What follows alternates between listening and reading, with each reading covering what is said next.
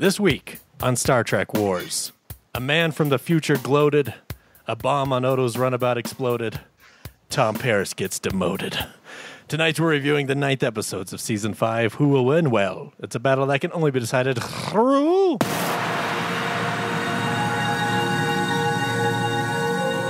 Space, the final frontier. These are the Voyagers of the Starship Enterprise. Back to off! Commander Worf, prepare to launch torpedoes! I don't like bullies. No! And I don't like threats. No! And I don't like you. The line must be drawn here. We're going to war. This far, no farther. To hell with you. I beg your pardon. I will make them pay for what they've done. This is Star Trek Wars. Lower your expectations and prepare to be entertained. Resistance is futile. One thing is certain, we're losing the peace, which means a war could be our only hope.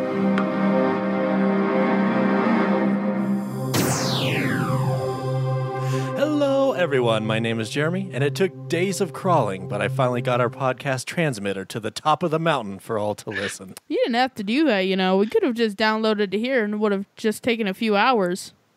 Oh, I see. You realize that, right? I do now, yes. Joining me tonight, demoted for slandering our Coke overlords, my co-host Jordan is here. Hi, Jordan. Oh, hey guys. I've come from the future to make sure this episode doesn't suck. Wow. You might hear something I'm back really from the obvious. future, and it didn't work. Right. If you hear something close to that when I introduce Lita, don't be alarmed. Wait, where's my headset? Where's your headset? Jordan, empty your pockets. Yeah. Oh, sorry. Hey, can you move a step to your right, Jeremy? No, you can't go back into your stairship. We don't move nothing for you. You tell him, girl.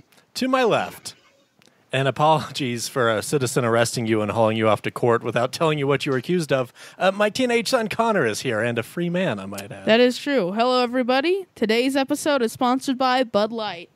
Oh, Connor, where did you get that? No, Connor. It is St. Patrick's Day. All over me. Oh, no. It's all over me. My eyes.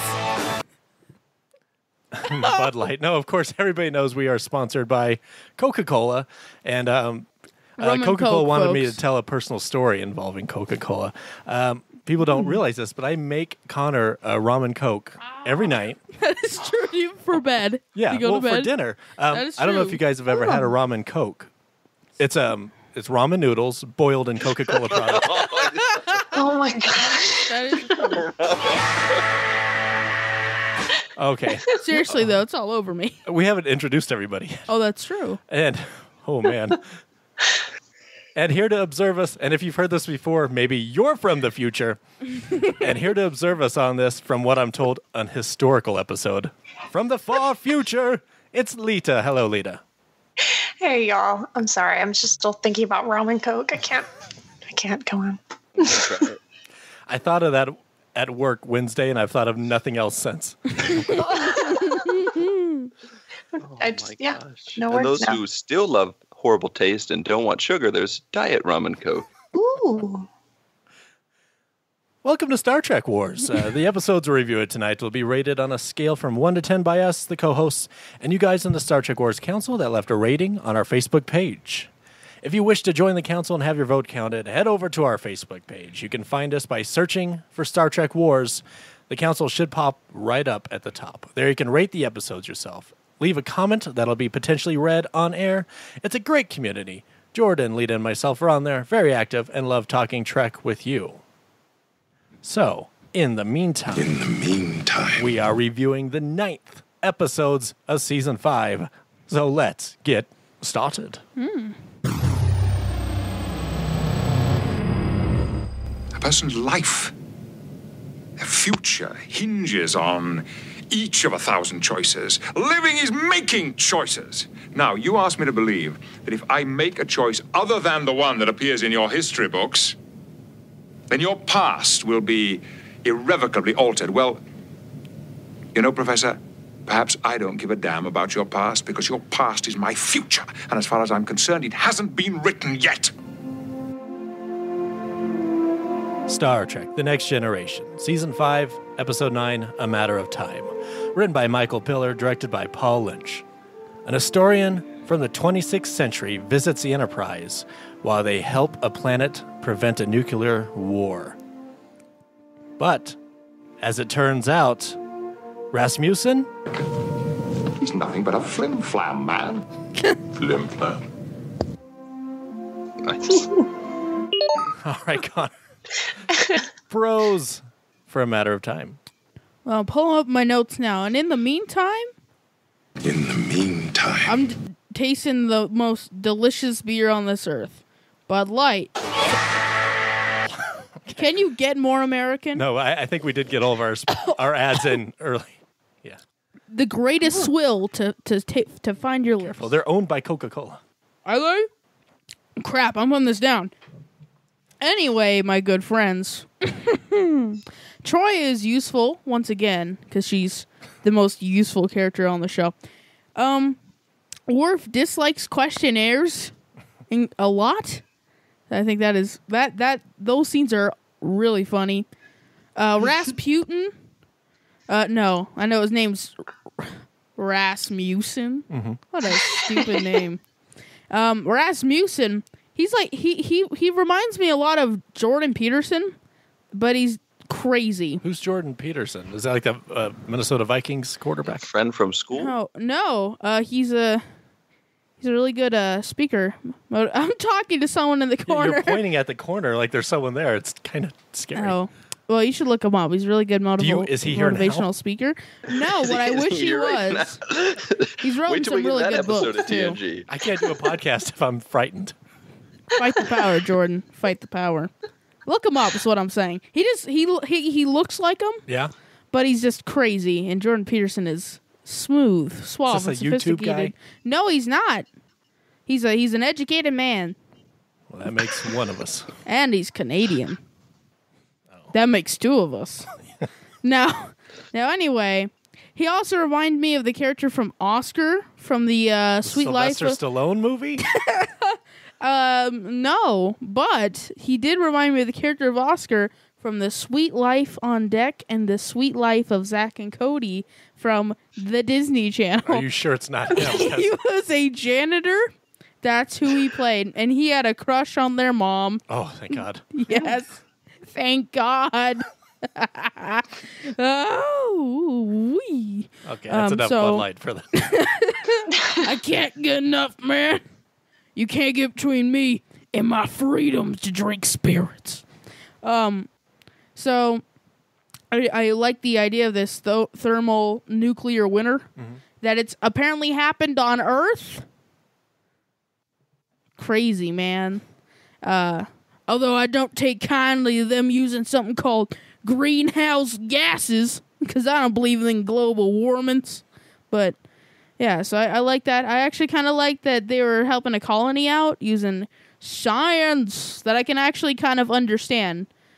But I think Deep Space Nine and not Enterprise. I'm sorry. Oh. And Next Gen. Yeah. Did you guys not hear of the Hidden Enterprise episode? The Next Gen. That we're talking about this week, I think have done pretty well with the technobabble because there's not really a lot. I mean, Next Gen has some, but you understand what they're saying. You know, they're going to trap all the heat in the carbon. Yeah, that makes sense to me. That makes sense to me. I'm taking Chemistry 1 right now, so I'm so smart. I know all those words you said. Stacy, it's your turn. This is Stacy's mom, Lita. At least I've got it going on. Let's see. My pros. I really liked the design of the time pod. It looked kind of like in the future they've gone minimalist, which didn't. Yeah.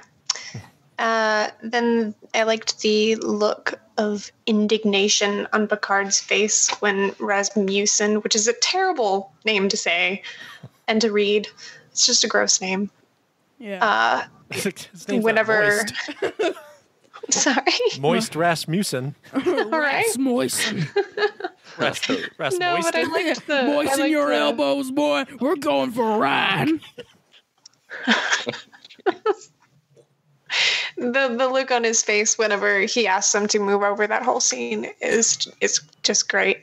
And the line that Picard said, "I've never been one to play it safe. I choose to try." I really liked that line, but I kind of had a hard time finding prose for this episode. So yeah, Jordan. Hey, you know what almost killed the inhabitants of Panthera 4? Please say it. Global warming. The Ice Age. Yeah. Thought you'd get that one, Connor. Oh, sorry. I was just trying to be topical. They kind of sound like they said Pantera 4, which I was like, what, is this just a whole planet of people who really like Pantera? That's what I have written down. Kind of weird to see. I feel like, though, this guy has the best cover ever, though, to come back in time and just say you're a historian from the future. Yeah. And just play the prime directive like a fiddle. That's pretty awesome because they can't ask him questions or alter the timeline or anything like that. So I got to give it to the guy. He's pretty clever. Everyone in this episode gets to use their super annoyed face pretty much every time Rasputin. I thought his name was Rasputin. So my next time on is not going to make a lot of sense. Anyways, but there's just like Riker in particular. Every time this guy says anything, has just the eye roll. Like, get on with the point. Like, he's super annoyed by this guy, and it's great. I did like the temporal debate between Rasputin and Picard, and just the whole, I have to ask, and he's like, sorry, I couldn't help. He's like, oh, you did help, and then he gives a whole speech about how he always tries and doesn't play it safe. We get to see, kind of the whole crew in this episode. We get to see different perspectives. I particularly like the scene in 10 Forward where Rasmussen's asking them, what do you think is the greatest technological advancement of the last 300 years? And they all have kind of a different answer. Crusher has more of a medical response. Worf says phasers, and Riker says the warp coil. So I thought that was kind of an interesting scene there. I also love the quote, I assume your handprint will open this door whether you're unconscious or not. Yes, I wrote that one down. Oh, that was good. That was friggin' awesome. And just the ending of this episode, I don't think about this episode often, but it's a pretty dark ending. Like, this dude's stuck 200 years in the future and is going to die in a Federation prison, pretty much. Welcome to the 24th century. Exactly. So that's pretty crazy. That's most of my pros for this. Neutral zone wise, I think this episode might have played a little better. There's a couple things they could have done, but if he had like a partner with him, I think they could have avoided, for one, those awkward one-on-one Crusher scenes. And then they could have split up, scenes with him doing something on the ship and his partner doing something else on the ship, and they could have both kind of together been stealing items slowly. So we really didn't need to see him steal an item in every single scene, especially since when we first meet him, we know he's pretty much bad anyways. And I feel like this guy is almost like Next Generation's version of Harry Mudd to an extent, which I never really got before, but he's basically a con man. And that's pretty much what Harry Mudd was. Nothing but a flim-flam, man. Exactly, man. So that's all I got as far as my pros. You got anything to add to that, Jeremy? Not a ton. This was a decent episode. Picard's speech that I had at the beginning here, I thought that was a great, very epically Picard. Worf hates questionnaires. That was wonderful. He was just upset the entire episode. Yes. Just thinking about those questionnaires. It really screwed up the episode for him. And I had I trust the computer will recognize your hand scanner with you, conscious or not. I thought that was just a badass data line. Not a lot of pros. I don't have a ton of cons either. Did you hear the music that played after Data said that? Did it go a little something like this? Yep. And the Rasmussen had so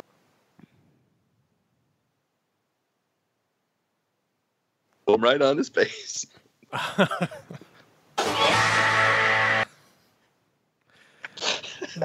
I sure hope the everybody else heard it because you cut out there for a second. Yeah. Oh, great. Perfect. It was perfect timing. It was also, did you know Rasmussen had face? Sunglasses Hey. in there? Oh, yeah, sunglasses. Perfect. Hey, what happened to the phaser once Rasmussen put it into the shuttle?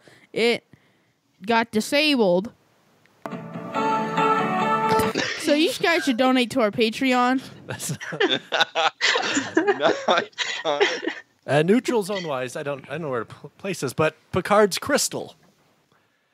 Do you guys? This has been a big topic on the Star Trek Wars Council page, but about this thing, like Picard has a crystal that he manhandles in like 80 episodes, just walking around with his desk. Did you guys notice that this week? No. Yeah, he carried a crystal in his hand that entire Rasmussen in his ready room scene.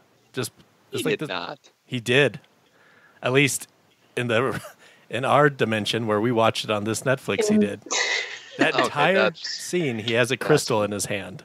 So that's something I never noticed before until our council pointed out. And here in this episode, literally for about 2 minutes, he was holding a crystal in his hand.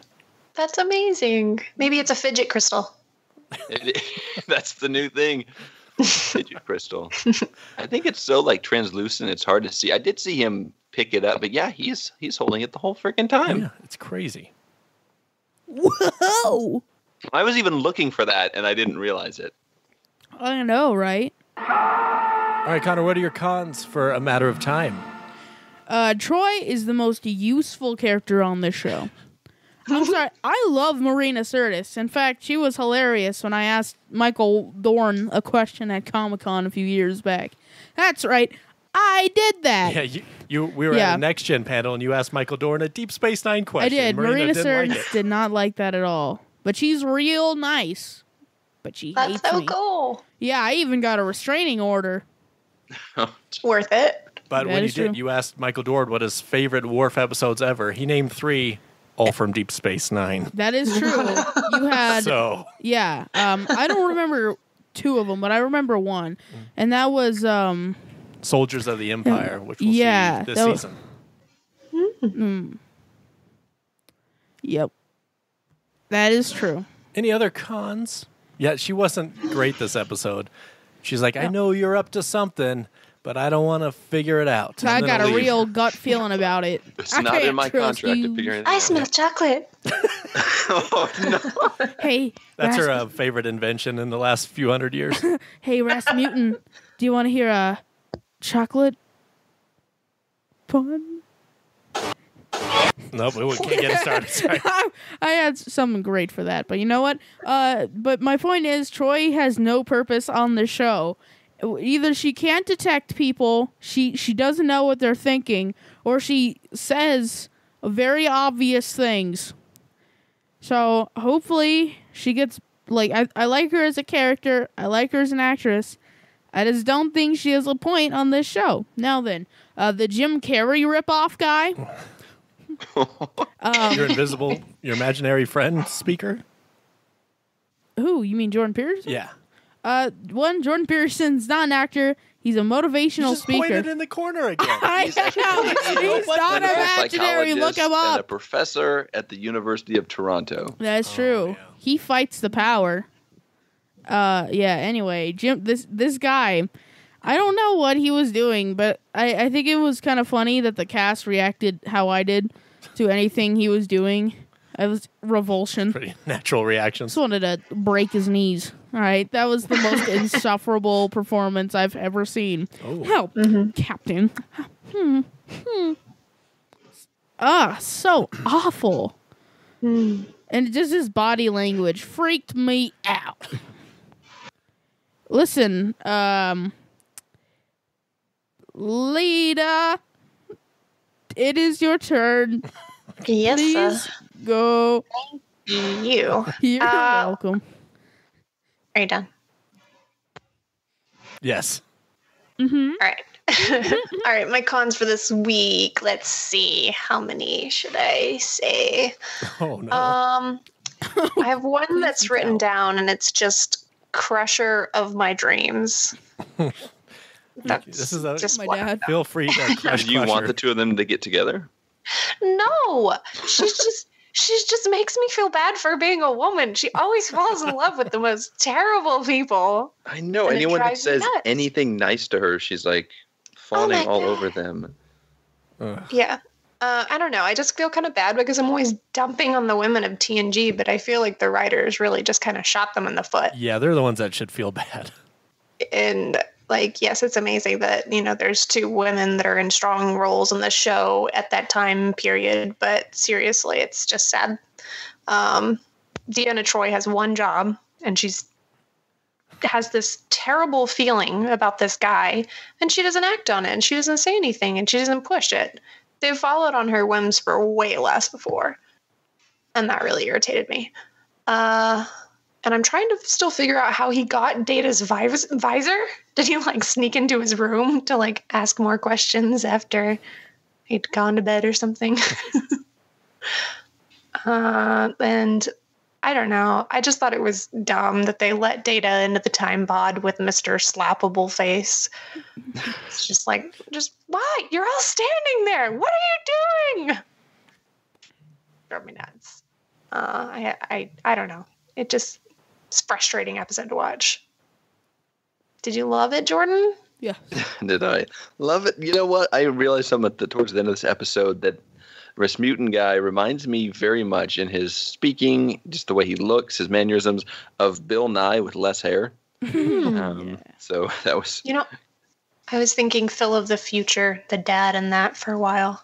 Anyone else remember Beekman's World? All right. Deanna is, atrocious. She was onto something. She almost had it. She's like, I don't trust you. But instead of doing some investigating, she just is a jerk to him the whole time. And is like, I don't like you. And then goes off and does who knows what. Over it. I got better things to do.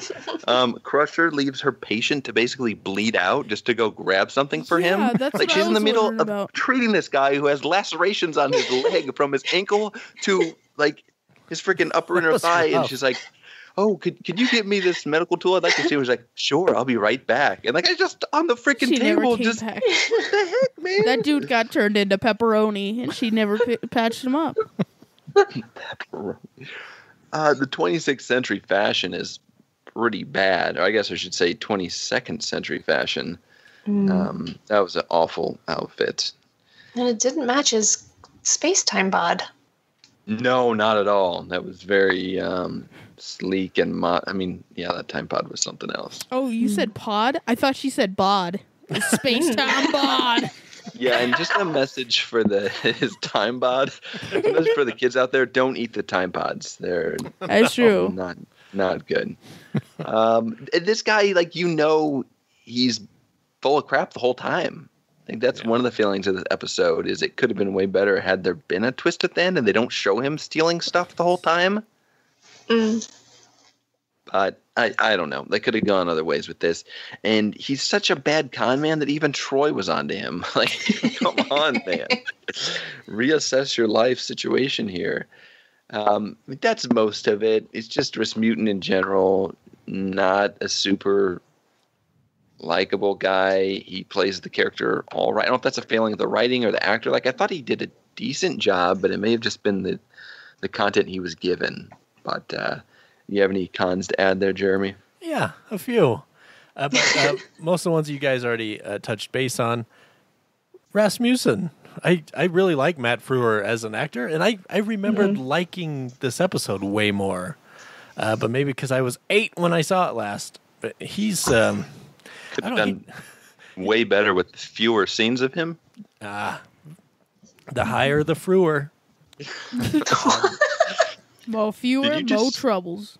Never mind. I just did, yeah. But he comes off in this episode as a poor man's Jim Carrey, or based on the last 15 years, just Jim Carrey. Savage. And then, yeah, you heard it here, folks. Lita ships Crush Musin. So, yeah, so Crusher did actually feel something for him. It seemed like at first she kind of rebuffed his advances, but by the end, I guess there was something there. Yeah, she's leaving a guy to I'm die. so disappointed They in you. totally had dinner the night before. You know it. You could be your own great grandfather. That's Replicator and my chill. point. Yeah, not as good as I remember. But, I mean, this isn't awful, but I just didn't... That performance was really strange. Let's go ahead and review it. Connor, what do you give A Matter of Time? I give this episode a 5. A 5. I am my own great grandfather. Fantastic. Think about that, Dad. Naturally. Lita. I also gave it a 5. Items missing. All right. Jordan? I'll give it a 6. 6 flies on the wall. I feel like I'm being generous, but A 6? yeah. Thankfully, there's no spiders in here. Well, I'm going to give it a 6. Also, I'm in a generous mood. 6 times up. Star Trek Wars Council give it an average score of a 6.13. So let's hear what they have to say now. Captain, we're receiving 285,000 hails. Charles Bowser says, "This is one of those underrated episodes that I really like, but doesn't seem to get a lot of love from other fans. It was pretty cool having the Enterprise meet Professor Max Headroom. Picard's speech to him in the Ready Room was classic Picard. Great stuff. And bonus points, Star Trek mentions New Jersey. Represent." Senior Council Member Ronald Wilson says, "Average and self-contained little time travel story and character study. It's so simple. I can imagine it being a recycled Phase 2 script." And finally, Barbara Whipple says, "Jeremy, this is your best reason yet to use that recording." He's nothing but a flim-flam, man. Flim-flam. I couldn't agree more, Barbara. Thanks for bringing that up this week. I had to go deep in the vaults for that one. The guy, what's-his-name, is written to have us hate him from the start. Just his manner, before we even see him steal anything. My first reaction, leave us not be too gullible now. My opinion is the same as Worf's. I hate questionnaires. There's nothing worse. I wouldn't have filled them out for this twerp. Jordan. Fun facts. Fun facts. Robin Williams, a longtime Star Trek fan, had to opt out of the role of Professor Rasmussen to play Peter Pan in Steven Spielberg's Hook. Oh, So good call. That's another Yeah. strike against this episode. Then I could have done 'cause my it Robin could have been- Williams impression. And What is it? I can't do it. I could just do like a syllable of Robin Williams, and it's just, oh, that's it. All right. Nailed it, though. Tom Baker of Doctor Who fame was on the short list to play Rasmussen. So already 2 better actors. Right. Rasmussen's question to Riker concerning what he thought was innovative about the USS Enterprise B in the first canonical reference to the starship.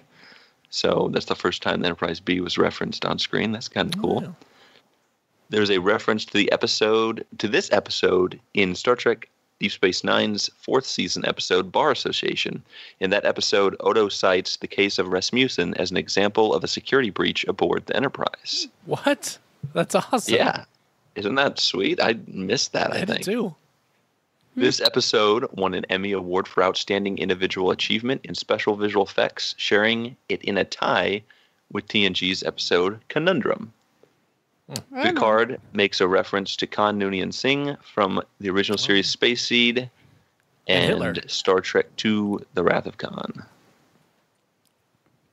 Nice. The classic Hitler and Khan argument. Mm-hmm. Yes. On the next exciting episode of Star Trek: The Next Generation. Thank you, Jordan. Connor, what happens next time on Next Gen? Well, it's pretty simple. Q takes the crew to the Delta Quadrant, where they run into an ocean world, which of course they investigate, and they find the lost civilization of Atlantis. Atlanteans on Earth built coral reef ships and made it to the Delta Quadrant. Nice. There you go. But then they find a wormhole and come back to Earth. Not to spoil, but I thought that this week's Voyager episode was going to be they found like the planet Yeah. of Loch Ness monsters. Like, one of us got stranded on Earth 300 years ago. I thought it would actually be Atlantis. I think they have a Voyager episode about that. Great. Lita. Oh no.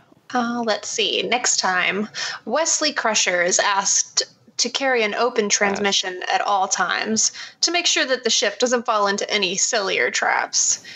It ends up not really working well at all. Let's just say nobody wants an open transmission with a teenager. Hey, man, I'm right here, dude. Sorry, Connor. No offense. Okay, so I totally thought this guy was Rasputin. So it turns out that Rasputin is actually from the 21st century. He's part of a secret Russian time travel agency and a close relative of Vladimir Putin. Rasputin. Yeah, it's a stretch. Close. I know. Oh. But, So his last that's all I name got, was Putin. Jeremy. That's not bad. If only it was Vladimir. Nope, can't say that. What I Don't have. want to get on a hit list. Nope. I have a deleted scene that was taken out because of bad language again. So I don't worry, I bleeped it out. But this is a bleeped out deleted scene from Next Gen. Is this the week. one you showed me earlier? No. Oh. Ensign, bring the ship about. Let's take a look at Mr. Worf's... Aye, sir. Mr. Worf's what? Oh, that's a lot more tame than the last one. We gotta get out of here. My body's shutting down. It's too cold. There's not enough to eat. I'm dying. We both are. I'm not dying. Here. You can have the rest of my rations. These aren't rations. These are crumbs. You can't climb a mountain on crumbs. Fine. I'll go by myself. You gonna leave me? What do you want me to do? Stay here and trade insults until we both starve to death? I'd rather take my chances on the mountain. Yep. Star Trek Deep Space Nine, Season 5, Episode 9, The Ascent. Written by Ira Stephen Bear, Robert Hewitt Wolfe, directed by Alan Croker. Forced to crash land on a desolate planet, Odo and Quark learn they lost their communication system, replicator, and most rations in an explosion. An explodo, if you will. Connor, what are your pros?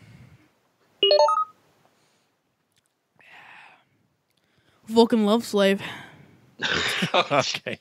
That's what you took out of this? Those were my first words.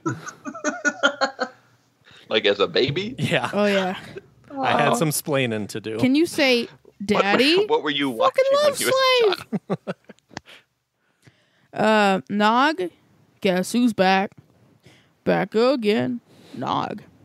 You can't touch my writing. That's sacrilege. It's pretty funny. I would die of embarrassment wearing those pajamas. That was a pretty good burn. Yeah. That's all the pros I have for not Deep Space, this episode of Deep Space Nine, but what I have for the roommates. Will they or will they not get back together?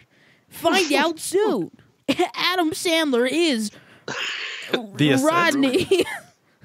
Rob Schneider is no. Now, to the best part about this episode, Quark and Odo are great. There's mentions of the Orion Syndicate. Mm-hmm. Syndicate. There you go. Rasputin. Rasputin. The environment. There was some really good shots in this one, especially of some rock and mountains. You know, it's beautiful. Jordan, do you have in your fun facts where they shot that at? It's filmed at Mount Whitney in Central California. Nice.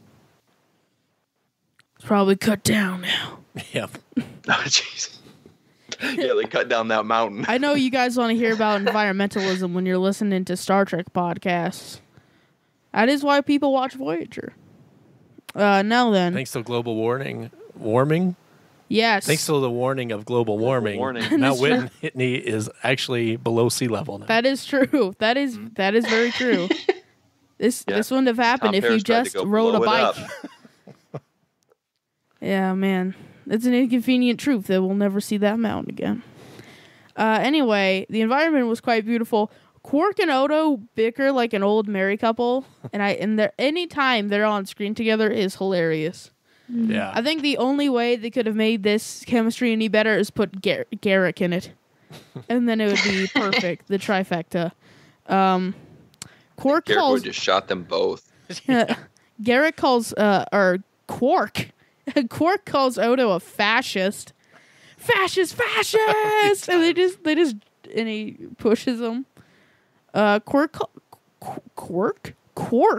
calls Odo emergency rations. That was so funny. What you're gonna leave me? That was so funny. Quark did it. He actually went up the mountain.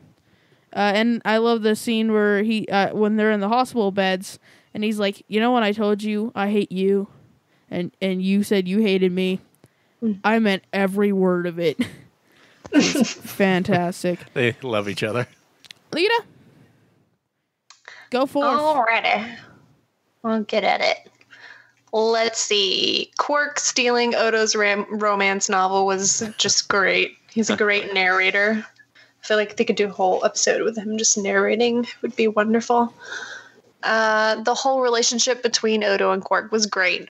So many insults, so much hidden love. It's just adorable. And the storyline between Jake and Nog is a good reminder for everyone to think twice before moving in with your friends. And I don't know, it was a good episode. There was so much fun banter, and it was just nice to have a lighter episode that didn't make me squirm in my seat the whole time. You know, I'm looking at you, let he who was without sin. Should probably stop looking at that. Yeah. Forget about that. I can't. So I can't look away. Jordan, what did you like? I liked Odo trying to pass off his romance novel as work research. I thought that was hilarious. And then he's like, nothing you'd be interested in. And then Quark grabs it and reads it. And Odo's like, I'm just trying to figure out the female psyche or whatever he says. And I did think that scene was quite hilarious. I love the quote from Quark as well, that a one-eared Ferengi is only half a man. That's pretty accurate for their culture. And then, I did not care for the other half of this episode too much. So I don't have a whole lot of pros there. Yeah, I guess it's good to see Nog come back to the station. We get Ram at the beginning drinking Jeremy, would you like a root beer? Root beer. Snail juice, extra snails. That's so good. Ryan wriggling. Snail juice, extra snail. I like Cisco pulling rank on, he's in such a unique position as being like the emissary and the captain and a father. And here he's just like, screw it. I'm your captain now. I'm your father, Jake. Like, you're going to do what I say and your roommates. So I love that. Cisco just being a dad. If Kira was there, he would have been like, look, I'm your captain. I'm your father. I'm your emissary. Everybody. Exactly, right? He could have pulled it all out. And he normally doesn't use that against people, but in this episode, he's like, screw it. Like, I know what's best for my son, and I'm going to force him to do it, which is not always the best thing to do, but Cisco knows what he's doing.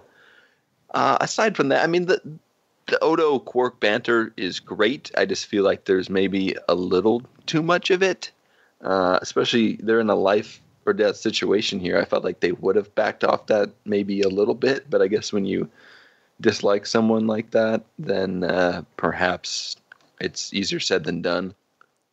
Neutral zone wise, the A storyline, like I mentioned, is a humanoid. At this point, I guess Odo's more of a humanoid, and a Ferengi don't get along. And the B storyline is a human and a Ferengi don't get along. So not a whole lot of diversity of situation in this episode. And we only... I'll save that for the cons. Ram drawing his son's blood in his sleep. Did you guys hear that line? Oh, my dad does the same thing, so it doesn't really bother me. Well, yeah. Yeah, I've been looking at it for 8 hours. It still hasn't changed. Yes. He's like shaking it at the table when they're eating coffee. Yeah, and he keeps it with him too. You want a little bit? Yeah, it's a necklace I made. He just puts it into a snail juice. Oh, it gives it flavor. As long as you take the tourniquet off, I guess it's okay. But man, Nog just comes in with a missing limb. Oh god, that'd be horrible. So that's pretty much all the pros I have, Jeremy. I hope you have more. I do, but yeah, basic agreement. Odo and Quark, definitely the best part of this episode. And what a little hero Quark became. Good for him. They play so great together. It's hard to believe that this is really the first Odo Quark-centric episode that we've ever had. That's true. I guess Little Green Men a little bit, but he's a dog most of the time. So. Yeah, that's crazy to think about. That's even crazier than Picard's crystal. Good Cisco stuff. All of the scenes were fun, even with Rom. And yay for Nog's return. I don't get the Jake Cisco hate either. I mean, I like Jake. He's not anything special, but when you have people out there comparing him to Wesley and Neelix, and I can't understand it. He's just a kid. He ain't no wonder child. No, he's not saving the day. He's just being a kid, and I appreciate that. I did love the outdoor location. This episode just would not have worked if it was on their soundstage. And it's like a CGI. Yeah, just a matte painting in the back the whole way. Yeah, then a great Orient Syndicate mention. Good episode. I agree. The B plot is a little annoying, but it was nice to see Nog back and seeing that progression of Jake's growing up now and he's moving out. Connor, what are your cons?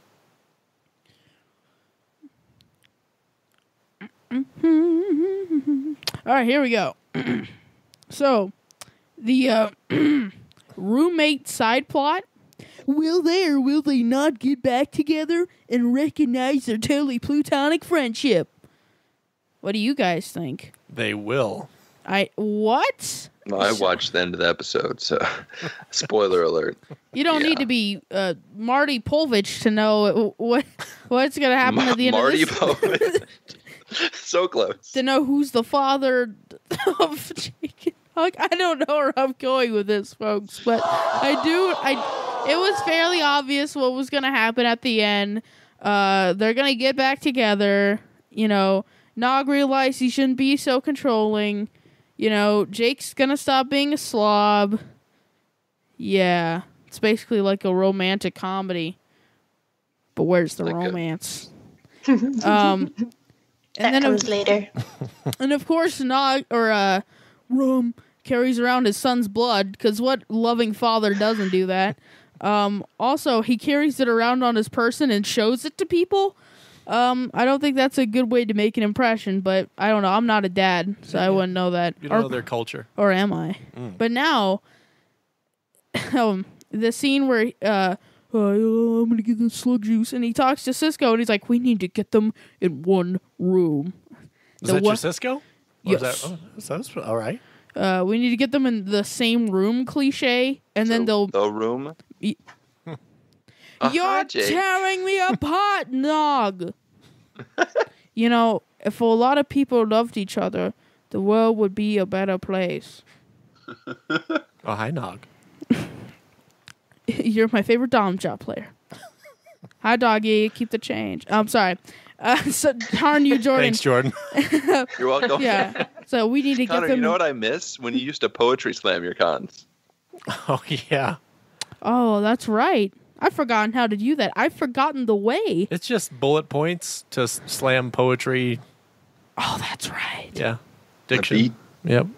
I need to do that next time, folks. Okay. I will. Bring it you back. better bring that music, boy. All right, I'll get it. We'll do it live. We'll do it live. Yeah, and it's we need to get them in the same room because they'll just mysteriously make up. If I had there's some people in my school I'm not too fond of. If you locked me in a tight room with them, things would not end well. I wouldn't be like, hey, certain individual that I don't see eye to eye with, maybe we're not so different, you and I. No, we just yell at each other and nothing would happen. So, and it's so cliche and it's so dumb. And I wanted to see more of the bromance of Quark and Odo. And, you know, I wanted to see, I don't know, Odo calling Quark something. Like, I don't know. So you didn't like Jog as much as you like Odork. Odork is Plodork, if you know what I'm saying. All right, Sodork, it's your time to shine. Jordork and you're also Jordork, aren't you? Conflict of interest there, folks. That's just things you can think of and not say out loud. Lita, what are your cons? Yeah, like you said, I didn't really like the Jake Nog subplot. I felt like if they just put a little bit of how they rescued Quark and Odo into it, would have been a little bit cool if they were even like worried about, finding them during the episode. And also, okay, so whenever the Cardassians were stationed on DS9, everything was painted black. And so they repainted it all, and now it's dark gray. They're big fans of the Stones.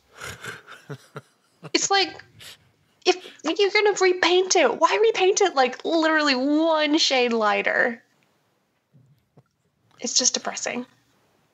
But I don't know. I didn't have too many cons written down. I couldn't find anything I really hated besides the subplot.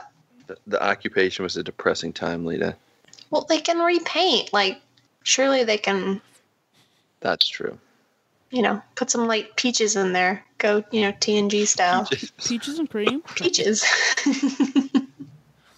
Dilly dilly. If we change the theme song to Peaches and Cream, it'd really lighten the song up, the whole show up a bit.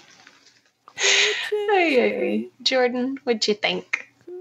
I thought that Jake's acting was weak at times in this episode. His acting's hit or miss, and there were certain scenes where he's just trying to be this aloof writer teenager who didn't want to clean his room, and he just was not selling it to me. Although that's not an easy material to, act very well, I suppose. And then, how did the rations and the extra coat get destroyed in the explosion? Like, there was an explosion as they beamed it out into space that damaged the system. I didn't see any fires anywhere on the ship. They keep everything in the floor panel next to the bomb. Oh, okay. Perfect, yes. So one of the coats and two of the rations somehow didn't have any burns at all, but everything else was, I guess they were in different compartment like that. I don't know. That just was really weak. That was, I don't know. And then, Starfleet needs to make some smaller transmitters. They are carrying like an 80-pound transmitter as this massive backpack up a mountain. That seems real crazy for how small everything else has gotten. That's a poor design, especially since on Discovery we see way smaller transmitters from the past. But anyways, louder and brighter, but smaller.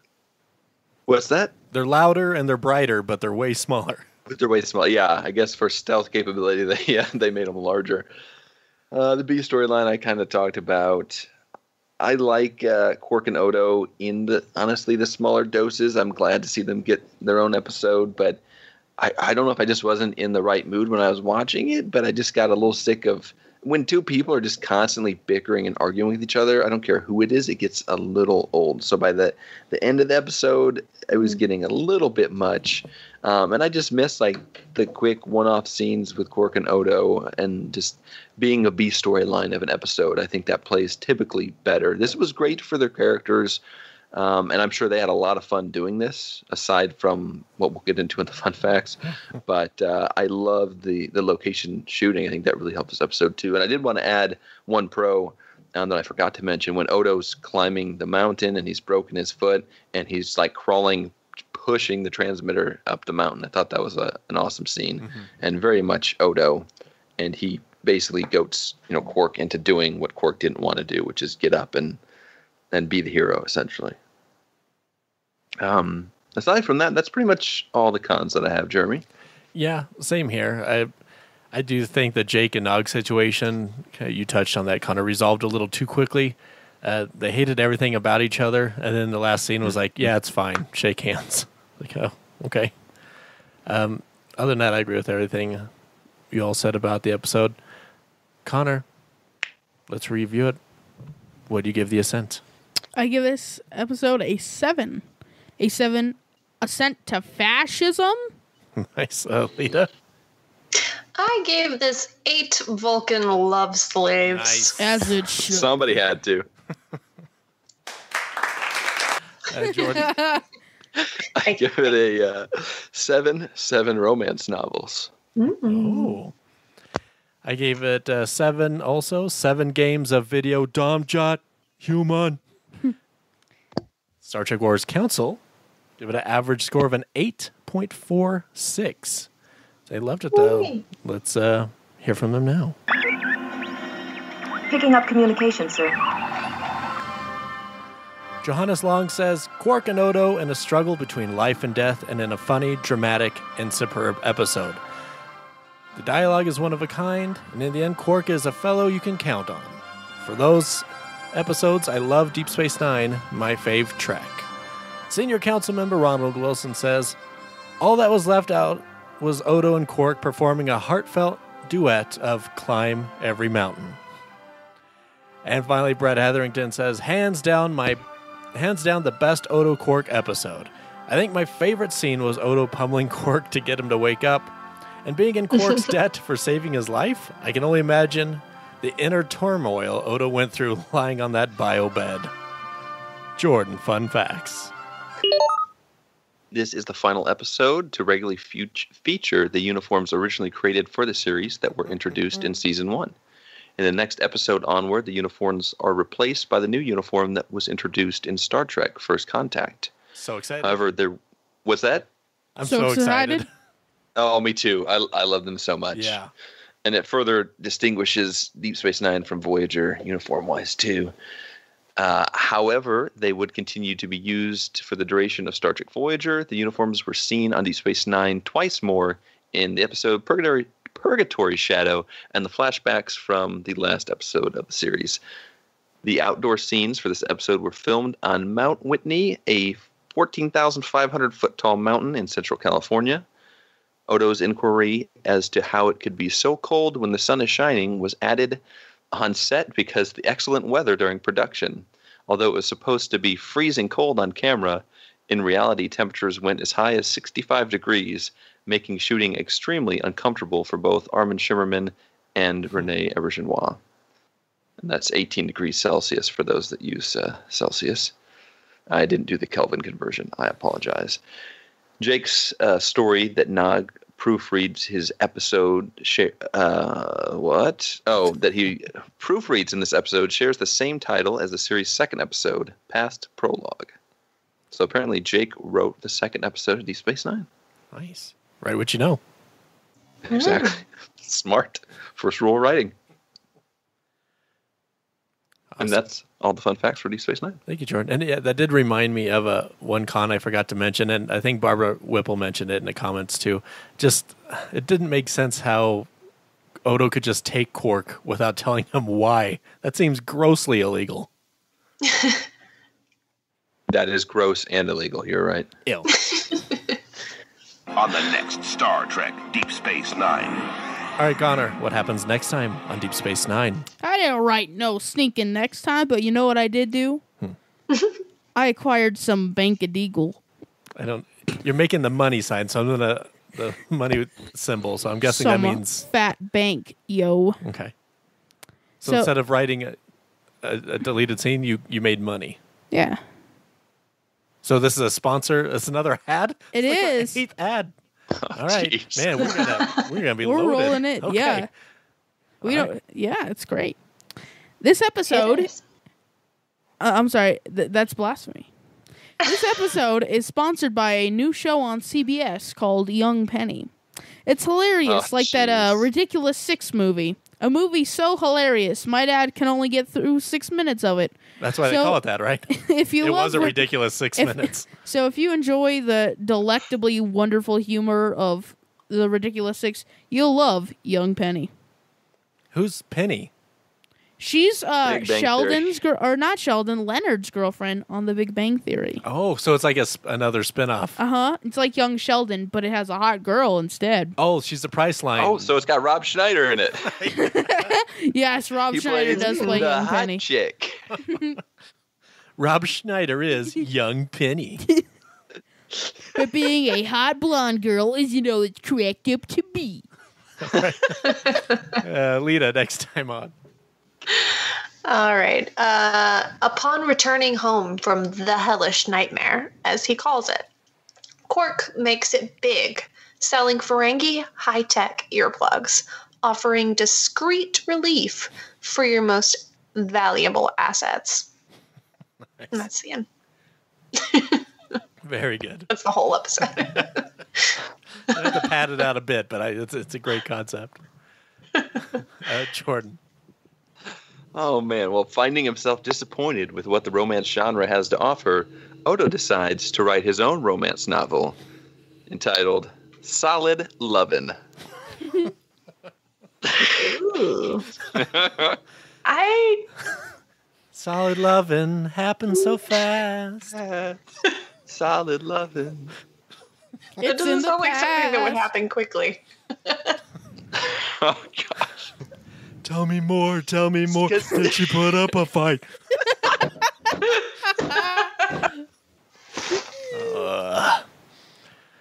Well, we talked about doing this in previous weeks, so I have rewritten the cold open of this episode as if it were an episode of CSI Miami. Yes. So in this, this is as if this was CSI Miami cold open. We open at a crash landing. Debris everywhere. The camera slowly moves through the rubble, past a crashed runabout. It pans up a mountain and eventually reveals a wounded Odo, his leg clearly shattered. We flash back a week earlier to Deep Space Nine. Odo is loading Quark onto the runabout as Sisko approaches. Sisko, so, have your speech prepared for the Federation Council? Gonna be a lot of people there to hear it. Odo, it's a long one too. Given Quark's rap sheet, it's taken me weeks to memorize it. Sisko, well, I won't keep you. Odo turns, then heads into the runabout. Constable. Odo turns his head. Sisko says, break a leg.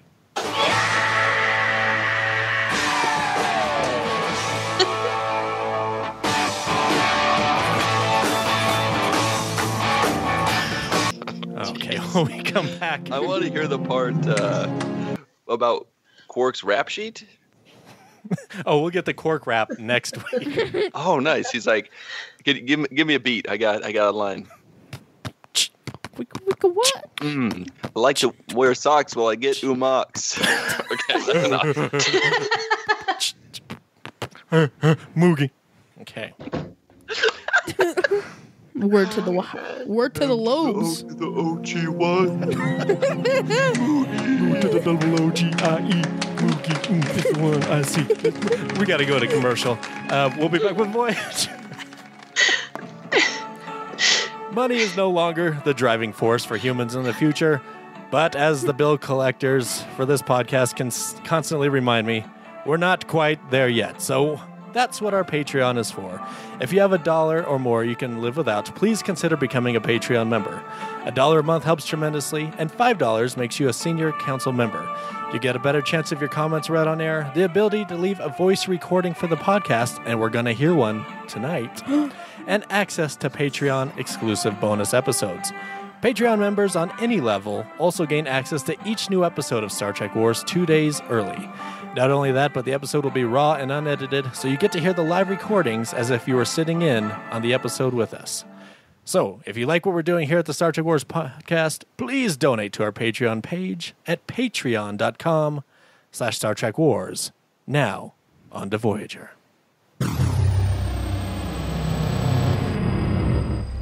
I know you're upset, Lieutenant, but when you're in a room with me, you check that attitude at the door. Understood?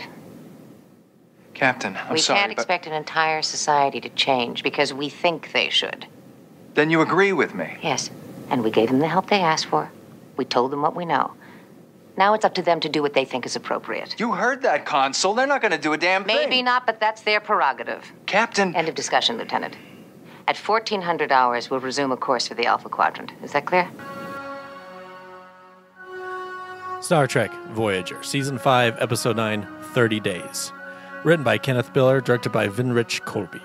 Tom Paris disregards orders by helping an aquatic world and is demoted to ensign. I'm listening. How long is this going to last? Until next episode, I assume? Connor prose for 30 days. Captain Proton! I actually really love the Captain Proton segments in the show. I think they're a huge highlight. I'm sorry, what'd you say? Nothing. I thought you said, what? I was sitting quietly. I know what you were speaking. I heard something.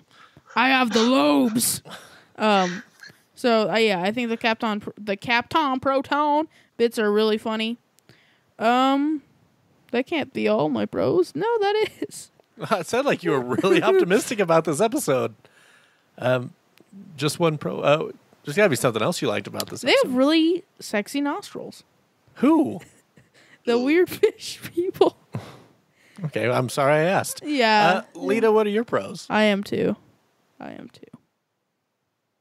Let's see. I think that I would be just as excited to find a freaking Atlantis space ocean and get to discover uncharted waters. That would be pretty cool. So I understand Tom's excitement whenever they found this. Let's see. Harry might be a good counselor.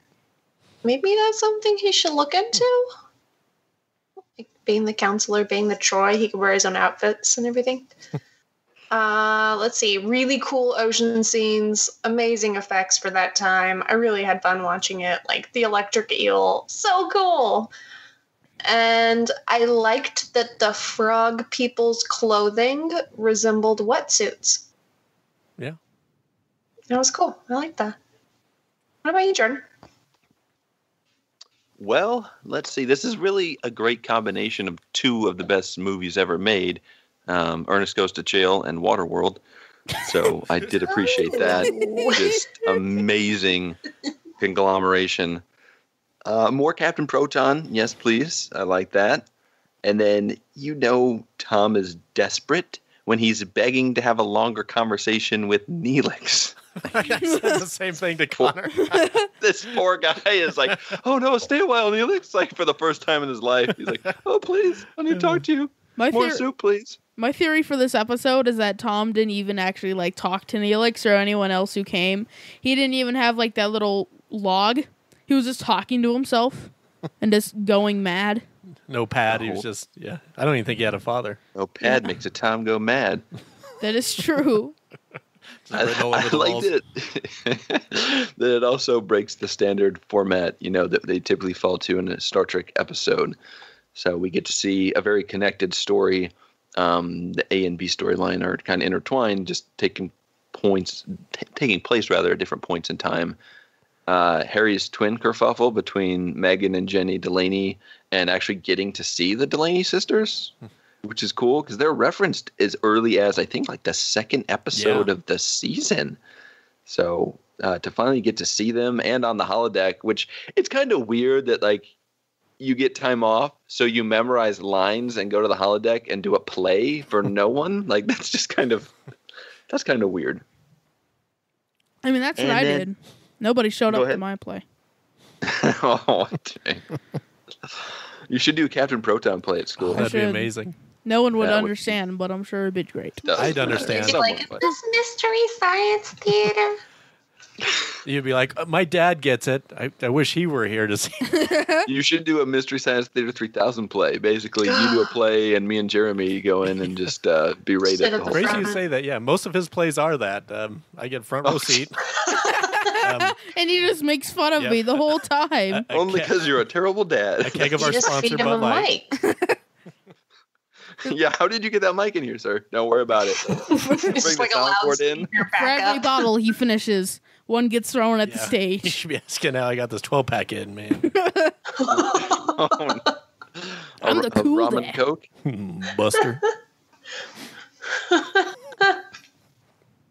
There's a lot of just atmospheric and geological type issues this week with the whole global warming or global cooling issue on the planet. I don't know if this is supposed to be about the ozone or fracking gone wrong or global warming melting the polar ice caps. I'm not quite sure what they're trying to do here, but it was really cool to see a whole water planet, which is idea I know they kicked around for a long time on Voyager, and they couldn't quite find the right story until this one. And Lita's right, the effects were awesome, and kind of did they suck some water out into space or no? I was going to say, they used Voyager as no, that was Enterprise. Yeah, that's Next Generation. So I was kind of seeing it in my head, they suck some. Wait, no, something shot out into space because I told Connor, I bet that's the Lord of the Whales that came to speak about them attacking his son. But it didn't happen. I don't remember what happened with that. He was in love. He was going to unite the two kingdoms. Just a trout in a uniform. Now my people Tom are gets doomed. to live out his childhood dream, kind of, because it doesn't quite go the way he wants, and we didn't really know that was his childhood dream. So both kind of issues. And the line from 7 where it's my nature to comply with the collective, I thought that was kind of funny.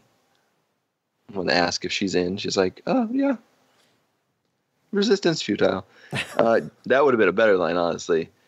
Yeah. Janeway tells Tom how it is, basically. She takes a hard line in this episode, and it's not like, oh, you're going to scrub the deuterium tanks for a week. Like, he gets demoted, and he gets put in mostly solitary for 30 days. And I would like to say also that one of my favorite scenes in this entire episode is at the very beginning where Tom's sitting in the cell by himself, and one of the crew members walks by and like doesn't even look at Tom, and Tom like salutes at him like mockingly. I thought that was just hilarious and classic Tom Paris. I don't know if anyone else noticed that, but that was I rewound that and watched that again. I liked the underwater like missile torpedo collision, but I felt the timing is a little crazy. It's like shooting a I don't know, like a mosquito off of a elephant's back or something. I don't even know what the parallel here is. My boss would say, I don't know if I can say this on the podcast. If you're in space and the elephant's underwater. He would say it's like pulling an elephant out of a rat's butt, which makes no sense. But my grandpa has a weird analogy about elephants. He told me that working hard is like eating an elephant. You got to eat it piece by piece. That's not like a joke. elephant ears, but I won't touch the rest. One bite at a time. One bite at a time. I guess I understand the analogy, but it's... Yeah. How do you eat an elephant? Practice, practice, practice. That is true. Hunt them for their tusks, eat them for the meat. Chew. Yeah. It's like bubble gum, but like medium rare. Oh. Yeah, elephants are made of bubble gum. I don't know if the council knew about that, but This is so sad. Okay. yeah, this is a pretty awful. Tom finishes something, which is a big, step, big character growth for him, because his whole life is about him coming up short, not finishing things, not following through, and really not knowing what he believes in. So he finds something, a cause he believes in, and he goes through with it, even though it means that he's probably going to get in a lot of trouble. And I did really like where he's talking, basically penning a letter to his dad, only not penning it at all. He's just saying it, which works better for the episode, about how he kind of screwed up again, but it's not what you think, so listen till the end. And at the end of the episode, he sends it once they're within range. So at some point, his dad's going to get this letter and maybe get a little insight. But I thought that was a strong part of this episode, just the father-son dynamic, and we get a lot more backstory as to, his dad wanting him to only join Starfleet, and he wants to join the Federation Naval Academy. And I thought that was just a really powerful part of the episode. I thought the scene with Tom and Janeway drinking tea was a little bizarre. And then it was kind of cool that they're talking about, the old days, talking about Jules Verne and things like that. But it was just, it felt a little weird to see Tom drinking tea with Janeway. I don't think we've ever seen him in there kind of having a conversation with Janeway in that capacity and learning about his passion of the sea. It feels like Tom has a passion that pops up every other episode. I think someone on the council page said, well, Tom likes a lot of stuff. Like, I feel the same way. Like, I like a lot of different things, but it wouldn't take 5 seasons to find out that one of my biggest passions was the water. Like, I guess they haven't been near the water much since they're in space, so I can kind of let it go. This is the first water planet they've seen. So, I don't know. That's most of what I got. Lita, do you disagree with that? I just feel like that's the first fully water planet that they've seen. But I mean, there's been oceans before. Yeah, but if I'm going an alien planet, it's not like they're getting in their skimpies and going for a dive, Why not? Because the last time Tom went to anything resembling liquid, he got duplicated into another Tom Paris and nearly got stuck on a demon planet. That might be one reason. Oh yeah, right. I'm glad that they didn't do like Skinny Dip and Neelix, Hooey Bluey and the Splooey Kablooey. Mm-hmm. Oh gosh. Putting his butt in the or his toe in the sand. Like a hairball walking in the water. I think the only time we've ever seen a Neelix feet shot is the first episode. No. We've seen him dance. I wish. Third season, as the camera slowly zoomed on his dancing bare feet. Do the Neelix. Do the Neelix. Is it like the Pennywise dance? Yep. He's doing like the Neelix jig. Yeah. Oh, God. Yeah, it would have been interesting. Like you said, Jordan, having Ernest on Voyager. Oh, absolutely. Yeah. Hey, Vern, watch his planet die. Ew. Does anybody, for the 8 people that still remember Ernest? Ernest, slam dunk Ernest. Ernest goes to jail. Scared stupid. Yep. Classic. Yep. Miak. Ernest goes somewhere cheap. Thanks to The Simpsons. That was a movie they saw. Wow, Vern, the public library. Yeah, we get Tom's talking to his dad, and of course we know Tom's dad because he's best friends with Chekhov. Is he? Yeah, if you watch Renegades, you guys that's canon. Right. Yeah. That's right. He's best friends with Renegades reference. The 184-year-old Chekhov. I like the power. They're 100 years separated in age, but and it's weird because Tom's dad looks older than Chekhov, but Chekhov is about 100 years older than he is. But I don't know what his secret is. Vodka. Borsk. Hot Borsk. I forgot about your Russian accent. I thought Robert Duncan McNeil was very good in this episode. He needs more storylines like this. It was a slam Duncan. Hey, what does America run on? Robert Duncan McNeil. Yeah, I like story. They need to remember storylines like this that remember his backstory because he does have one, and it's interesting. Oh, neutral zone wise. Neutral zone wise. You guys want to hear something you'll never hear a Voyager writer say? At least I'm consistent. At least I'm consistent. At least I'm consistent. Okay. I shouldn't have put that as neutral zone, but yeah, I noticed that too, Jordan. About we kind of had similar parallels with Next Gen and Voyager with the planets this week. There's a lot of counting this week. Quark was counting his steps. Someone was counting something. Huh. The parallels are everywhere. If only Quark had our other sponsor, Fitbit. Connor, what are your cons? So for their holding cells, they have to deactivate it to put something through. If you're holding like a dangerous psychopath, that seems kind of like a disadvantage. Why can't you just like put something through like a slot or maybe put something through the other side of the force field? Yeah, they did that on Discovery. They slid the Laurel her food. And I was like, hey, Michael Manson, here, have your Michael Manson. I'm thinking of who's the crazy Manson guy? Not Marilyn. Charles Manson? Charles Manson. Michael Manson's an actor. I know. Charles Manson. And he's crazy. He is crazy. I really like the reference, but I didn't know you would pull that. I was thinking of Charles Manson. And, if I was like, hey, crazy coldest guy, here, have some applesauce, he'd probably try to strangle me. They usually, their prisoners usually escape before they get to the holding cell. So that they don't is have true. To worry too much about it. Let's see. So yeah, Tom is also a history buff about old ships. Why? Of course he is. Did you guys know that I am actually a history buff of memes? Yes. And that will come in handy 300 years when we come across a meme planet. A planet that is worse than death. Now then, where did that eel go? Did they just kind of scare it off? Yeah, once it made the Delta Flyer leak, it left. Yeah, I don't understand that. And I don't understand where they're like, no, we can't kill it. Well, I think I can explain it, Connor. Yeah. Well, when they shot him, they really hurt his feelings. I almost couldn't say it. Wow. Oh, it's bad even for me. Hey, Oh, you know man. it's a crime. After these messages. Hey, you guys want to know what's a crime? Eeling. Okay. It's like stealing. Same but worse.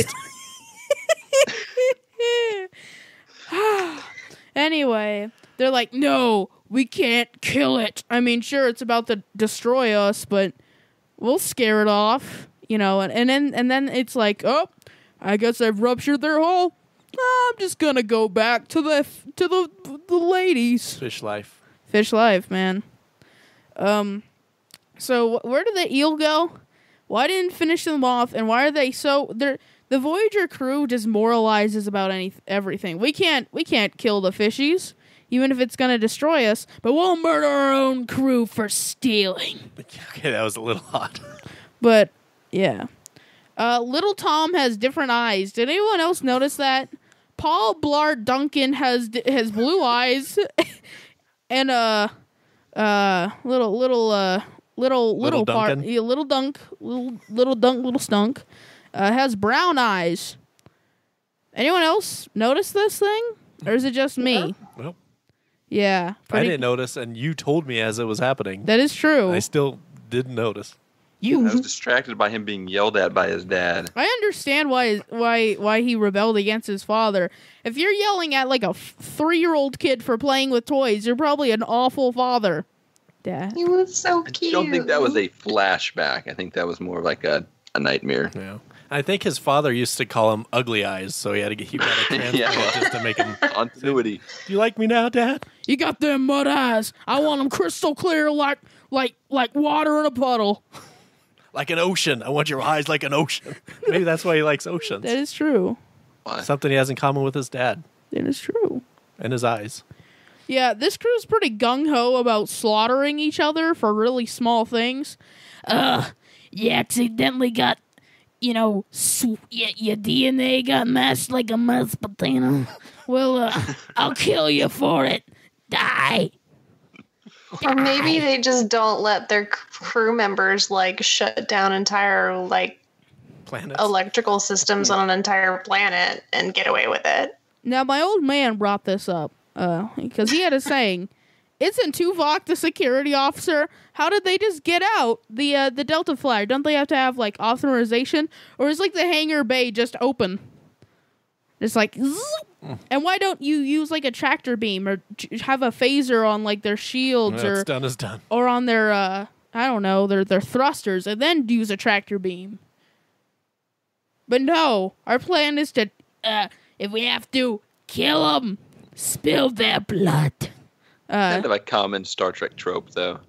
Yeah, these captains, this crew is the most bloodthirsty crew. I would say DS9 has the most complex, and they're meant to be that way. But we're supposed to be rooting for Voyager's crew, and they're just awful people. Lita, it's your toy. It's your toy. That's your name, right? Thank you. Let's see. I really only have one tiny con for this. It kind of felt like I was in prison for 30 days during COVID. It's just so hard to watch sometimes. I enjoyed it. I wanted to like it. It just was boring. Felt like I needed to work out while I was watching it, and that never happens. But I don't know. It just felt like it tried really hard, and it just didn't really hit the mark for me. Jordan, did you hate it? I felt like I should work out too, but I do what Tom does. I'm 1, 2, 998, 999. That impressed Neelix. 1, 2, Alamarang. 1, 2, 3. I think about it and then I eat cookies instead. That's pretty much how it goes. I count. You don't need to work up a sweat. That's right. Some kind of is said about a dozen times. I in counted this episode. 4 and wrote them down. Okay, 3 within 2 I honestly minutes. think there was 6 or 7, if not more, because I noticed it. Yeah.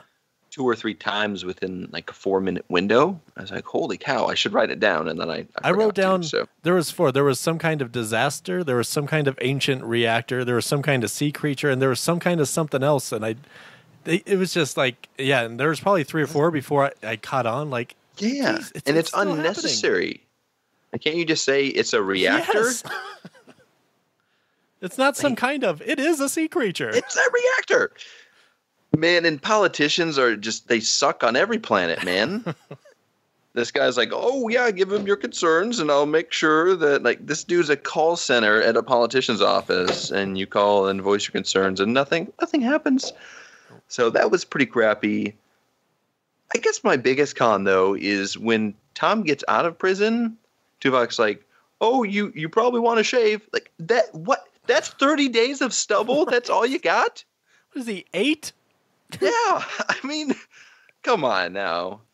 And I've seen Robert Duncan McNeil now. He has a beard. Right. It's not like he can't grow one. He should have looked like O'Brien in Hard Time. Exactly. Hard Time. Favorite Paramore song.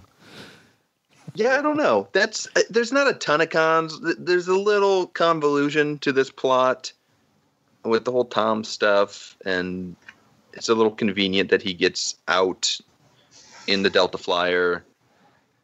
But overall, I liked it for his character development. I liked the way it was done. I think this could have followed just a standard Star Trek storytelling and not been as good. So I think they maximized what they had to work with here. So what do you got, Jeremy? Oh, yeah, Voyager visits the ancient water planet of Camino. So that was cool. It's a Camino dart. Yeah, and the alien ships that come out, they call them Camino darts. Then the Delta Flyer goes underwater past the Gungan city to the planet core. You will take the planet. And guess what? There's always a bigger fish. Yeah, this was some kind of disaster. I actually like this episode, but it had a lot of issues, but it's right in there with almost the other episodes we reviewed today. Threshold. Yeah. Tuvok says, Captain, someone is taking the Delta Flyer. Tuvok, are you chief of security or chief of juicy gossip? Stop him! So what are you doing? Do something about it. I heard that they're taking the Delta Flyer. Oh my god! Do it to stop it. I'm sorry, I can't. I just want to see what's gonna happen. Ensign or lieutenant, does it really matter? I mean, who cares? I mean, next week he'll just get the rank back, because I don't think it really matters. Even if he doesn't, you're 70 years away from Starfleet, and all you do is drive the ship anyway. Who cares what rank you have? Yeah, he didn't lose anything. He's still the backup doctor and the driver. Yeah. I hope they give that. I guess someone else mentioned this too, but I thought this a little bit through the episode and then kind of forgot. But Lana doesn't come visit him. Harry comes, Neelix comes, that's mentioned Tuvok in the comments. Comes. Yep. I don't know if Janeway forbade it, but they should have had that in the script somewhere to let us know. Either that or she just doesn't like him very much. Yeah, isn't that a thing that people can do in prison? They can have like visiting their love. Hours? Yeah. Conjugal? Yeah, I don't think in that punishment. Yeah, that force field better have like a shades or something. Dampening field. Oh, that's getting dampening, all right. Yeah, much like the Maquis story, this just would have been better had anyone mentioned Tom Paris was a con once since the pilot. Right? Yeah. Like, this is bad boy Tom. Yeah. Bad boy. Let's acknowledge this. Right. I wish they with brought that a BOII. Boy. At least. Just want to be clear.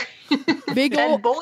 Oh, big old irrigation irritation. Yeah. It's clear as a bell. Eyes are just upside down exclamation points if you think about it. Mm-hmm. Oh. What does that even mean? Clear as a bell? Have you seen the Liberty Bell? That was right. Yeah, I thought that rings a bell. Like clear, crystal clear. Not is that clear? As a bell, crystal. Sir. Like what? No, as a crystal bell. Is that clear? Like my wife beaters. They're not clear wife beaters. And I don't. You got to get your Enterprise references in there today, don't you? let's go ahead and review 30 Days. Cotter, what'd you give it? I give this episode a 6. A 6 see-through wife beaters. All right, I'm glad we said that 3 times. I don't feel bad about it. Lita. I gave this 7 brined veins. Dampening feelings. Jordan. Some sort of brine in their veins. I give this a 7 sarcastic salutes. Nice. I give this 6. 6 days times 5 days. Is that a Harrison Ford movie? Math jokes. With handsome face, gone forever. I can't remember his name.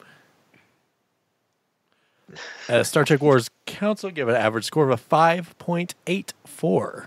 Let's hear from them now. I think we're being hailed.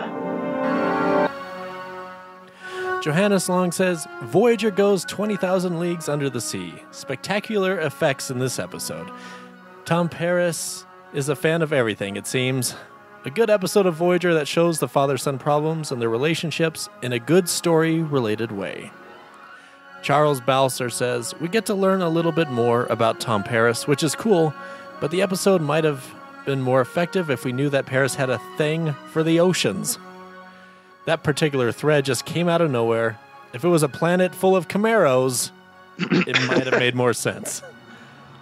Also, where the heck was B'Elanna?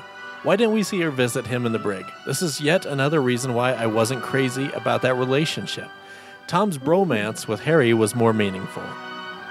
It was also cool seeing the Delta Flyer underwater. It was. I could see a shuttle being adapted for deep-sea diving, but not an entire starship. Yeah. Fortunately, Star Trek was never stupid enough to show a full-size starship underwater to start a movie. That would have been ridiculous. Just as ridiculous as seeing the Spock's brother that we've never heard about. All right, and finally, we have an incoming Patreon transmission from our favorite Germany Patreon member, Benedict Schneider. Well, what to review this week? Let's see. Next Gen? Too quirky. DS9? Too quirky. Man, I hope Janeway had a quotable line. This is Benedict Schneider, Senior Council Member of Star Trek Wars, and here's my review of this week's Voyager episode. So, Lieutenant Paris is now Ensign Paris. Riders, got that? Take a note. Continuity. Let's ignore for a moment that disobeying an order usually means court-martial, but then again, this is Voyager. Let's run with it. Good to see Paris sending the letter in the end. He doesn't strike me as a guy who finishes what he started. The holoprogram was fun. I mean, the Monica and Militia. Priceless. Then it's downhill from there. Boring prime directive, blah blah, nothing to see here, move along. Except, Janeway was willing to kill Paris if necessary. Tough love. She says, but passion alone doesn't give you the right to take matters into your own hands. There must be a Tuvix line in there somewhere. I give this one a 5. 5 letters to Admiral Daddy. Boy, this sure was mediocre. That was great. That's as great, always. Benedict. Great job. Thank you. Jordan, fun facts. This episode marks the only on-screen appearance of the Delaney twins, who were first mentioned in the episode Time and Again. Robert Duncan McNeil's pants actually caught on fire from the jetpack while filming the Captain Proton scene. Oh, no. Mainly because he's a liar, but also the jetpack. Because of his actions in the episode, Tom Paris is reduced to the rank of ensign. This is the second time in the Star Trek franchise that a main character is demoted in rank. The first occurs in Star Trek IV, The Voyage Home, when James T. Kirk is demoted from admiral to captain. Spoiler alert. Because of his actions in this episode, Tom Paris is reduced in rank. He said that. This is the first and only time that the Delta Flyer is shown to submerge underwater, which kind of sucks because I want to see that again. And a scene which involved the Delaney sisters at what looks like a formal reception for the, what they called the Manayans, in the mess hall appears to have been filmed and deleted from the final episode. A publicity still of the twins, notably dressed in their Blue Science Division uniforms, was distributed to the media and was printed in a feature in Star Trek Monthly.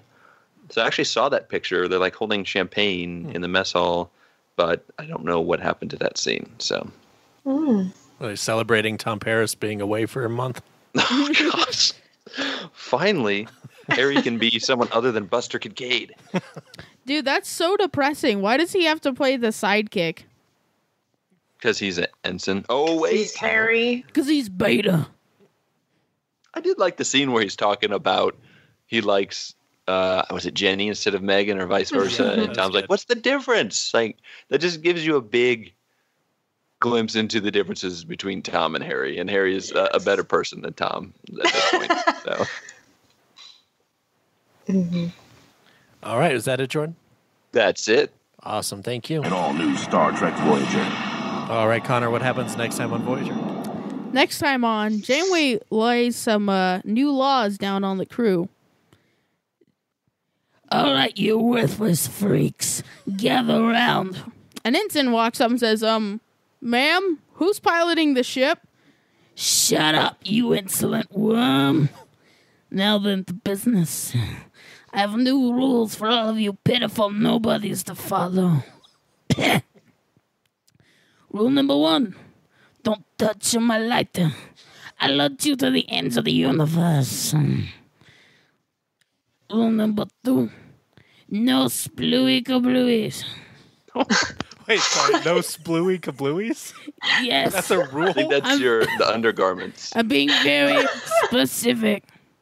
3, we shall watch the Shaq movie Steel every Thursday.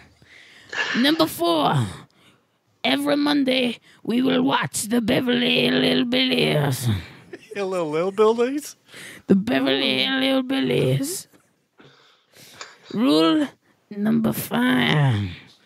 I don't think Janeway's gonna make it through a monologue. Fucking love slave is gospel. Do not question it. And finally, rule number 6. If you merge with another crewman without my permission, I'll kill you to death. My sermon is over. Back to work, you troglodytes. Wow, when did she join the mob? It was stressful. I know. Tell me about it.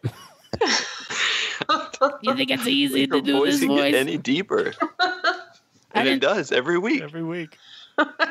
Sounds like her heart stopped halfway through that speech. You know how many packs of Marlboros I bought today?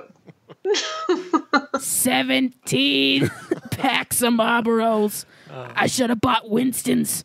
They're smooth and they taste good like a cigarette should. Okay, they are not a sponsor. Well, the preferred brand of Fred Bud Light Flintstone. and cigarettes. It's like that Flintstone episode, like, Barney, what are you smoking? Smooth Winston's Fred.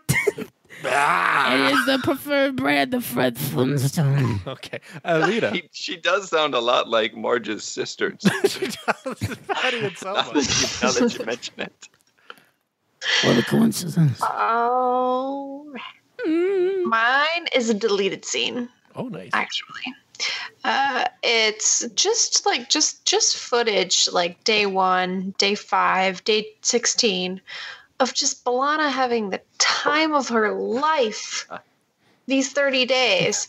Like, she gets to watch what she wants on the television. She gets to go to bed at 7:30. Like, she's having a great time the entire time. That's the whole deleted scene.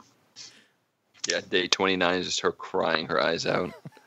Oh, probably. We'll be back tomorrow. Jordan, Well- what about you? Well, Tom decides to review some of the probe telemetry of one of the underwater cities, and all I can make out is this large archway that reads Gungan City, which Jeremy already spoiled. Someone had to go there. That's not a spider, is it? That? I'll go set. Just check it real quick. No? How many spiders do you have Not in a lot. Colorado? Remember that? Well, probably a lot, but Remember that spider that I crushed last month? Mm-hmm. Those were its legs stuck to the wall. Oh, that's still the same spider. I need to wash that wall. I could eat it. Okay. For a few dollars, of course. All right. Well, I have a okay. Guys. I have a deleted bleeped censor scene that I've been debating playing. Do it. I have to start with a disclaimer, though. I just want to reiterate that this is all lifted from this episode rated PG. I've added nothing, but it's going to sound awful and despicable. And please send your children away for 1 minute. If you don't, all I've done is add bleeps. I know it sounds weird that I have to say that, but this is awful. It's I'm something. excited. Okay. I've heard it before, and it's great. Are your children out of the room? Okay. I'm not. So, all right, here's bleep Connor, earmuffs. Here we go. Okay, Daddy. I had no idea you were such an old. When I saw that ocean today, it reminded me of the first time I Jules Verne. I was obsessed. While my friends were busy with their hollow programs, I had my head buried in Captain's. That was my first love. I had it all planned. Finish high school, join the Federation Naval Patrol. Dick. But my father had other ideas. You'd think Admiral Paris might have understood his son's passion. As far as he was concerned, the only had to have a Starfleet insignia on it. So now you have an opportunity to make up for lost time. Donate to our Patreon. Yeah. When we come back, this commercial break, we'll find out who won Star Trek Wars. I can't wait.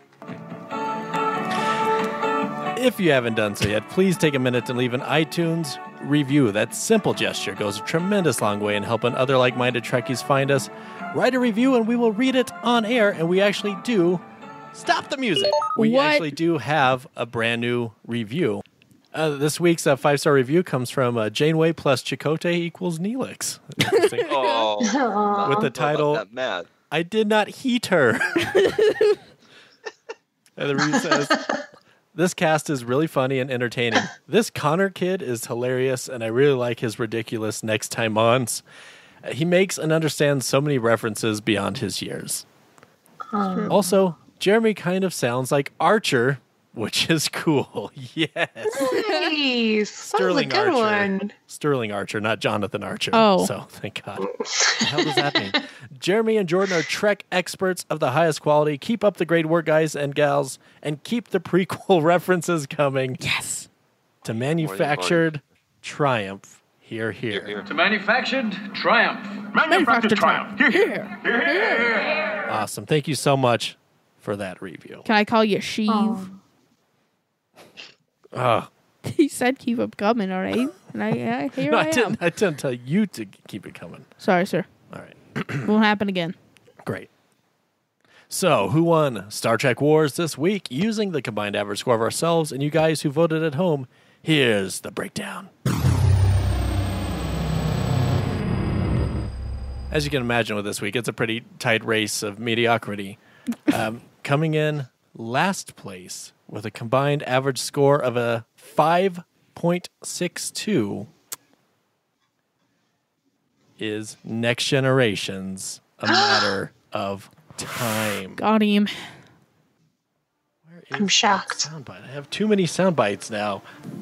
No! It is wrong. It is wrong! Not good enough, damn it! Not good enough! Okay, calm down. All right. And it's beating himself up over it. It was a fine episode. Coming in second place with a 6.36 is Voyager's 30 Days, which means winning this week with a 7.49 is the Ascent. So, this is a huge victory for the good guys. Want some sweet Star Trek Wars or Star Trek Wars Council merchandise? Yes. How about a shirt, hoodie, or mug? Ooh. Head over to redbubble.com or follow the link attached to this episode. Star Trek Wars is available on Apple Podcasts, iHeartRadio, Stitcher, and anywhere else fine podcasts are heard. You can also find us on Twitter at the Star Trek Wars or email us at StarTrekWarsPod@gmail.com. Jordan, always a pleasure. Where can they find you? It's been a pleasure. They can find me on the Facebook page, the Star Trek Wars Council. Fantastic. Lita, thanks for joining us. Where can they find you? Oh, thank you. You can find me also on the Facebook page and going to bed at 7:30 like a balana. Perfect. The perfect life. Connor. I don't think you want them to find you there. Yes, please don't come to my home. I will be sleeping and I will be angry. What if they draw your blood? That's fine. Just don't wake me up. Wake me up inside. Okay, What'd you ask me? Connor, always a pleasure. Where can they find you? Well, you can find me. I'm not gonna do that voice. That hurts my voice too much. You can find me. You can find me smoking entire Marlboro factories to get into character. Yep. Dedication. Like a Daniel Day-Lewis of podcasting. Yeah, I'm a real Jim Litterman. Yep. Hadar. Sure. Yep. Jim Hadar Letterman. Next time on Star Trek Wars, we'll be reviewing the 10th episodes of Season 5. Worf tries to be a father to a son while the Enterprise helps to test a new propulsion technology in Next Gen's New Ground. Oh, no. Worf has a kid? Yeah, I know, right? And with the arrival of the first contact uniforms, we officially enter my favorite era of Deep Space Nine and maybe all of Star Trek, as an accident causes Sisko to have prophetic visions in Deep Space Nine's Rapture. Mm. And while passing through Divorce Space, Voyager is routinely searched for Divorce Space? Oh, no. Divorce Space. Divorce Space. A land of broken hearts. Maury Povich show. Guest starring Dr. Phil. Oh, well, you guys need to work out your problems. You can't. I don't want to watch this anymore. No, I'm tired of these people saying Moogie. Is that what you want, Moogie? Catch me outside, Moogie? Is that what you're saying? Now, if you're gonna tell me,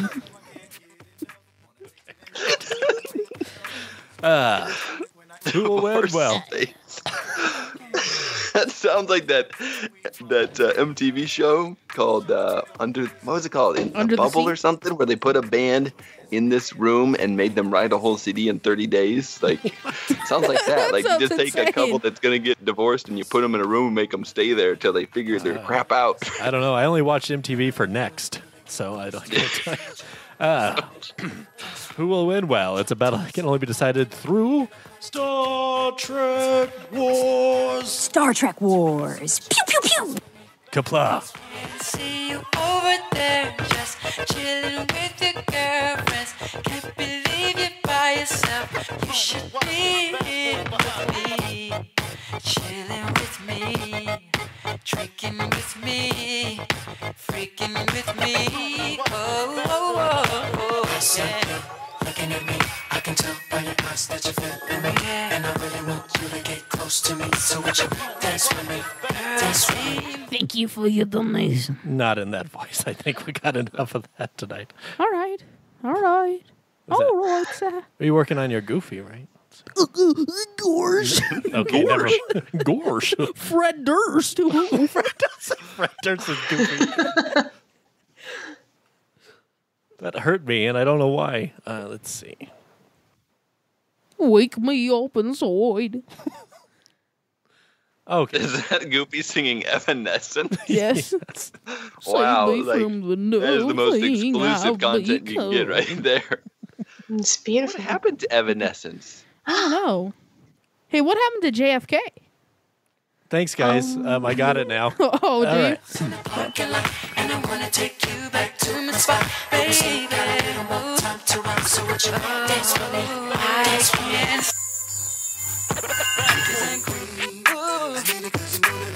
That's right, girl. You are so tasty, tasty. Oh, girl, you taste so good to me. I need it 'cause you know that I'm a fiend. Getting freaky in my Billy limousine. Know what I mean?